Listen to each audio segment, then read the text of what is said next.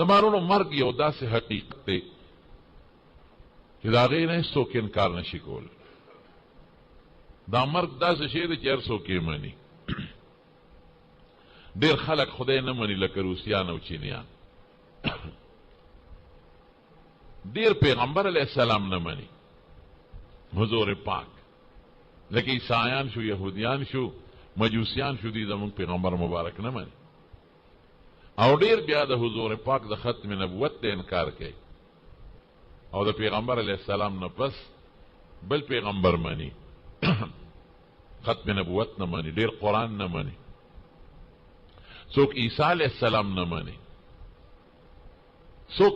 جنت او دوزخ نه مني. د هندوان جنت دوزخ او حشر نه مني چې واپس به خلک جمع کېږي. د هغې تناسخ خو ته وایي او عقیده ده. نو ګورې د خدای وجود، فرشتې، جنت، دوزخ، پیغمبران، کتابونه، د آخرت ورځ بعضې ظالمان بدبخته نه مني، لیکن دا یو شی ټول مني چې هغې ته مرګ وایي. چینیان هم وایي مرګ راځي او علاج کوي چې مړ نشم. روسیان هم د مرګ نه یریږي، علاج کوي چې مړ نشم. عیسایان، یهودیان، مجوسان داسې به څوک هم نه چې د مرګ به نه مني، ټول مرګ مني. خو یو بنیادي فرق دی، زمونږ په مرګ ایمان دی او د هغې په مرګ ایمان نشته. اوس تاسو به وایئ چې مرګ هغې مني، نو ایمان څه ته وایي؟ زما وروڼو ایمان دې ته وایي. ګوره ښه، زمونږ دا عقیده ده چې ژوند او مرګ د چا په لاس کې دی. داسې نه شوق سره، نه نه نه، دا خو د عقیدې خبره ده. لږ شوق سره، ژوند او مرګ د چا لاس کې دی؟ مونږ که دنیا ته راغلي یو نو چا پیدا کړي؟ خالق هم څوک، او که د دنیا نه ځو نو څوک به هم وجني. ٹھیک شو، لیکن اسباب خدای پیدا کړي. دا سړی دا دنیا نه لاړ، مړ شو، دی په ګولۍ مړ شو، دی په ټوخي مړ شو، دی د زړه په اټیک مړ شو، دی په کینسر مړ شو، دی په اکسیډنټ مړ شو. دا سبب الله مقرر کړی دی. خو ډېر کله د اکسیډنټ شي او سړی بچ شي. کینسر ورته ولګي، خدای پاک یې جوړ کړي. کورونا ولګېده، ډېر پکې غریبانان وفات شو، ډېر د خدای جوړم کړل. سبب خدای مقرر کړی دی. مونږ څه وایو؟ مونږ وایو دا سبب الله راوسته، او کله خدای په دې ګولۍ سړی مړ کي، یو ډزو لګي مړ شي، کله لس ډزو لګي او خدای پاک یې بچ کي. نو مونږ وایو ژوند او مرګ د چا اختیار کې دي؟ هغې څه وایي؟ هغې وایي ګولۍ مړ کړ، که دې ځای له نه وې تلې نه به وې مړ. هغې وایي اکسیډنټ مړ کړ، که دې ګاډي کې نه وې ناس بچ شوی به. مونږ وایو که د دړه خو که بد و دې ځای له به وررسېده، که د دړه خو که بد و دې ګاډي کې به کېناستېده. دا فیصله هغه وخت کې الله کړې ده چې نه ځمکه پیدا وه، نه اسمانونه پیدا و، او نه دا کائنات پیدا و. نو مونږ وایو چې هغې وایي دې شي مړ کړه، دې سبب مړ کړه. مونږ وایو نه، الله مړ کړه، دا سبب یې ولې یو بانه جوړه کړه. مرګ نه خلاصې نشته. بل د مرګ وخت الله ته معلوم، د مرګ ځمکه رب العالمین ته معلومه. زه یو مثال در کوم. حضرت امام مالک رحمت الله علیه د نبی کریم صلی الله علیه وسلم د کلی د مدینه منورې امام دار الهجره به ورته وي. دار الهجره د مدینه منورې لقب دی.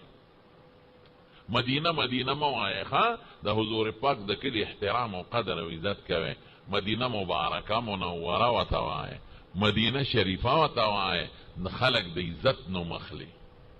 دا خو د حضور پاک مبارک کلی دی. اصل به ورته مدینه النبی وي، د حضور پاک مبارک ښار.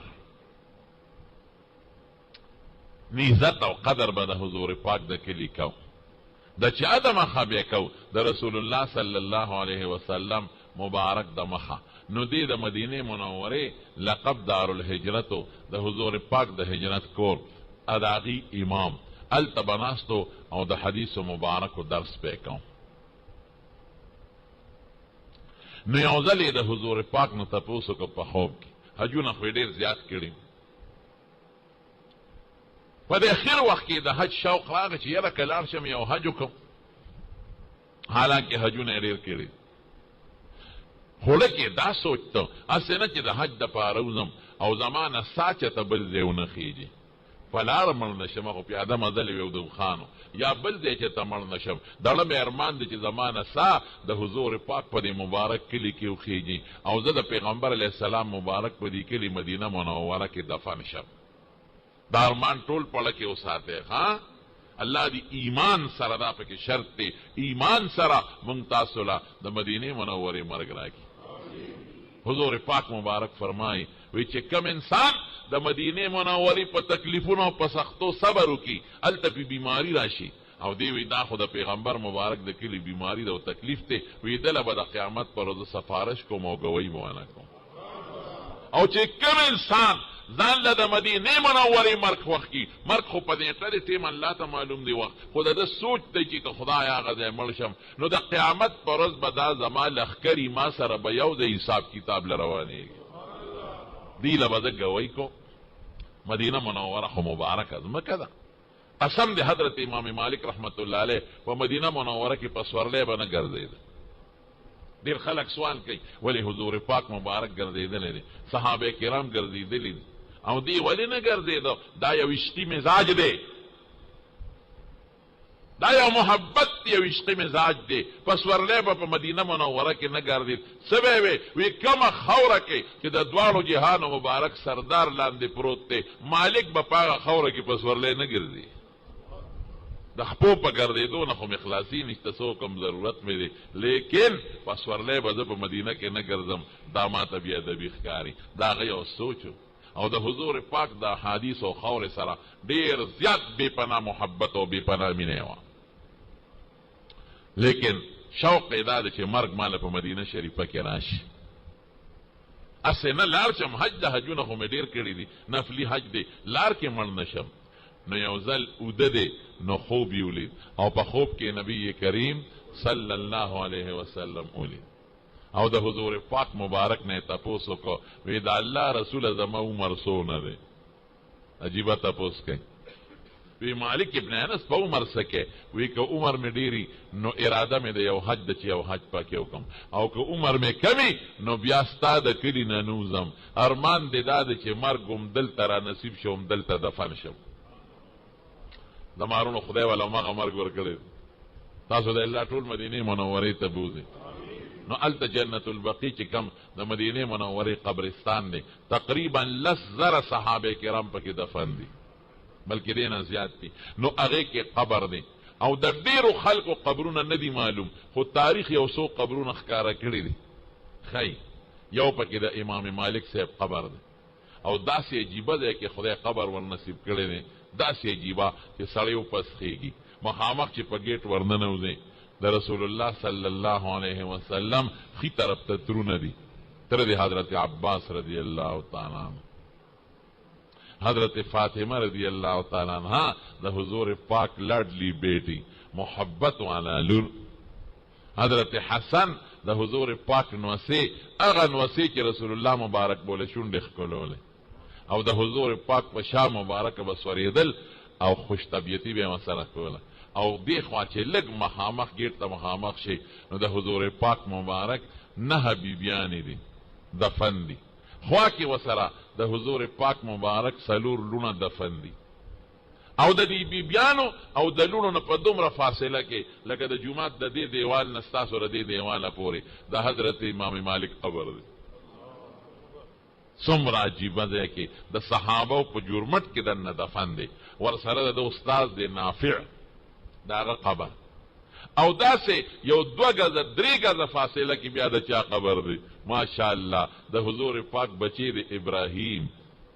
علیه السلام د هغه قبر دی او داسې یو 2 ګزه فاصله کې ورسره د حضور پاک رضاعي مور بیبي حلیمه سعدیه قبر دی ګوره مدینه چې خوښه کي یو انسان او حضور پاک خوښ کي هغه له خدای په دنیا کې مرتبه ورکوي او په آخرت کې خدای مرتبه ورکوي داسې ځای کې ولا رب العالمین قبر ورکوي خو زړه کې ارمان دا دی چې زه د مدینې منورې په ځمکه ښخ شم د زړه سوچ او د زړه سودا ده نو د حضور پاک مبارک نه تپوس کوي الله رسول عمر مې څونه دی مالک په عمر څه کې وی که عمر مې ډېري نو زه ځم یو حج به پکې وکړم او که لږي نو ستا د وطن نه نوځم ارمان مې دا دی چې خخ دلته شم نو رسول الله مبارک ورته را پنځه ګوتې داسې کړ بس په خوله مبارک یې غږ ونه کړ پنځه ګوتې مبارک یې داسې کړ دی راویښ شو چې راویښ خو په خپله هم لوی عالم دی یو حدیث کې رسول الله مبارک پیشنګویي ورکړې ده وی یو سړی به په مدینه منوره کې پیدا کیږي په ټولو خلکو کې زیات علم به لري او خلک به د لرې لرې ځای نه هغه سفر کوي نو بعضې علما وایي د دې نه امام مالک مراد دی وایي بعضې وایي لوی عالم خو د خوب تعبیر بعض انسان له ورځي او بعض انسان له نه ورځي د خوب دا تعبیر دا ځان له یو ملکه غواړي د دې د علم سره هم تعلق دی علم سره تعلق هم نشته بعض انسان عالمي د خوب په تعبیر نه پوهېږي او بعض هغه داسې عالم نی یو درجن کتابونه ویني او د خوب بره لخه مدیدان تعبیر وباسي بعضې به عالم هم نی او تعبیر به دله خشته وباسي امام مالک صاحب پریشانه ده چې د دې څه مطلب نو شاګردانو دوستانو نه تپوس وکړي چا وی صاحب اندازه دا سره چې عمر د جوړ 15 ورځې دی د دې 15 ګوتې مبارکې ښولې چا وی صاحب عمر د جوړ 15 هفتې دی چا وی 15 میاشتې هم کېدی شي چا وی 15 کال هم کېدی شي فیصله ونه شو نو په دغه زمانه کې یو سړی محمد ابن سیرین دا تابعي دی او د حدیثو لوی امام دی او د خوبونو تعبیر کې ډېر لوی مهارت لري هغه پسې سړی ولېږ وی ته لاړ شه او تپوس دی وکړه خو زما نوم ورته مه ښایه چې دا خوب چا لیدی سړی هغه پسې لاړ وی صاحب یو خوب یو سړي لیدی دی او د حضور پاک مبارک نه د عمر تپوس کړی دی چې زما څومره عمر دی هغې ورته دا 15 ګوتې مبارکې ښولې د دې څه مطلب عمر 15 ورځې دی 15 خو تېرې شوې که 15 هفتې دی 15 میاشتې که 15 کاله هغه وی دا خوب چا لیدی دی وی صاحب هغه وی چې ما به نه ښیې وی دا کوم ځای لیدی شوی دی وی دا په مدینه منوره کې وی ما وپېژنده وی تا څنګه وپېژن وی دا خوب رکوټې سړي نه دی لیدی دا علمي جواب دی دا ډېر لوی سړي دا خوب لیدی دی او نن په مدینه منوره کې د امام مالک نه لوی سړی بل نشته معلومیږي دا چې دا خوب هم هغه لیدی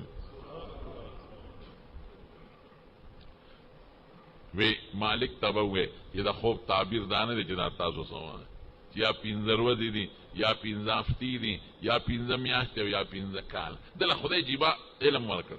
یو سړی ونه راغی وی د شپې خوب کې اینم چې په کوټه کې دننه د کټ لاندې مې اور بلیږي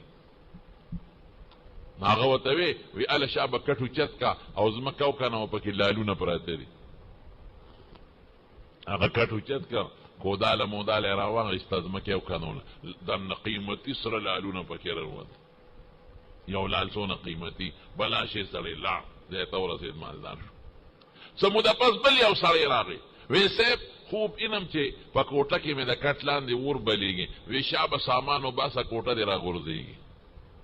زر سامان وویست چې ویې ویست غرستې کوټه را پرېوته یو شاګرد ورته وی ناشنا خو تعبیرونه وباسې ابل دې وتپه او د ابل دې غرقه او تباه کړه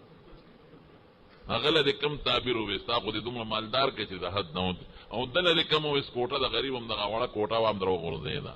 هغه وی دا زما کار نه دی نو یو شان خوب دی او له یو شان تعبیر بل له بل شان تعبیر هغه وی هغه په جمعې کې خوب لیدی او د په وړي کې لیدی دی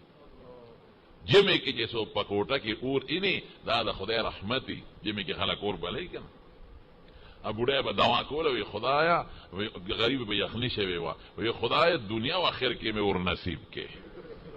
یخني شوې وه نو اور یې ځان ته بل کړی وی په دنیا و آخر کې نصیب کې نو ځای ورته وي ادې په ارام کښېنه والله که ورته دنیا کې هم ټینګه شي او که آخرت کې ورته ټینګه شي اسانه خبره ده اور نو هغه جمع کې لیدي او جمع کې اور رحمتي او د اور شکل او د لالونو شکل یو برابر نو ما هغه تعبیر او دې بل یک وخت چې لیدي په وړي کې لیدي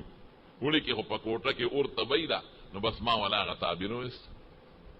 دا خدای پاک یو مهارت یو انسان له ورکړي لکه حضرت یوسف علیه السلام له خدای پاک کوم مهارت ورکړي وی ورته ووایه چې عمر نه 15 ورځې او نه 15 هفتې نه 15 میاشتې او نه 15 کاله تا د حضور پاک نه تپوس وکړو عمر څومره دی هغې 15 ګوتې مبارک دې کې یو ایت ته اشاره وکړه قرآن شریف کې یو آیت چې ما ولوست، خمسن ای مالک پنځه څیزونه دي لا یعلمهن الا الله، د دې علم ما سوا د الله نه بل چا سره نشته. ما نه تپوس مه کوه. ملک الموت نه یو ځل حضور پاک تپوس وکړه کم فرشته چې په مرګونو مقرره هلکه چې کم د تعلیم سیکرټري وي نو هغه ته د ټولو سکولونو پته کې نه چې دومره سکولونه لري په صوبه کې، دومره پرایمري دي، دومره میډل دي، دومره هائی دي او دومره هایر ایجوکیشن او دومره یونیورسټي او دومره دا ولې بجټ د هغې مطابق جوړی، دومره تنخواګانې دي او بجټ کې دومره پیسې ښودل پکار، دا هر څه ورته په نقشه کې او په فایلونو کې لیکلې پراته دي. د هرې محکمې مشر ته د محکمې معلومات دي، د صحت منسټر ته پته چې دومره واړه هسپتالونه دومره ګټه او دومره تنخواګانې به زمونږ خرچ کېږي، لیکن کومه فرشته چې په مرګونو مقرر ده. یو ځل کې رسول الله مبارک تپوس وکړه ملک الموت نه، ورته یې ویل ته چې د ګڼو خلکو نه ساګانې وباسې نو څنګه وباسې؟ لکه هغه زمانه کې کشتۍ غرقې شي، دې زمانه کې دماکۍ اکسیډنټ وشي، څنګه وباسې؟ وی ما له الله ګڼې فرشتې را کړي دي، چا پسې یو لیږم چا پسې بل لیږم، او په خپله م الله دومره طاقت را کړی دی که زه په اووم اسمان کې کښېنم او دا خپلې دوه ګوتې دې ټول جاندار مخلوق ته ور مخامخ کړم، که انسانان دي او که پیریان دي او که فرشتي دي او که کبان دي او که میږي دي او که چرن پرن ټولو ته دا دوه ګوتې، نو په دې دوو ګوتو د دې ټولو نه په یو سیکنډ کې ساه راخېږم. دومره طاقت خدای را کړی. نو بیا خو به تا ته پته چې پلان کې به کوم وخورئ او پلان کې وي دا معلومات راته نشته. نو څنګه وباسې؟ وی لږ ساعت مخکې راته الله وایي چې ورشه پلان کې به پلان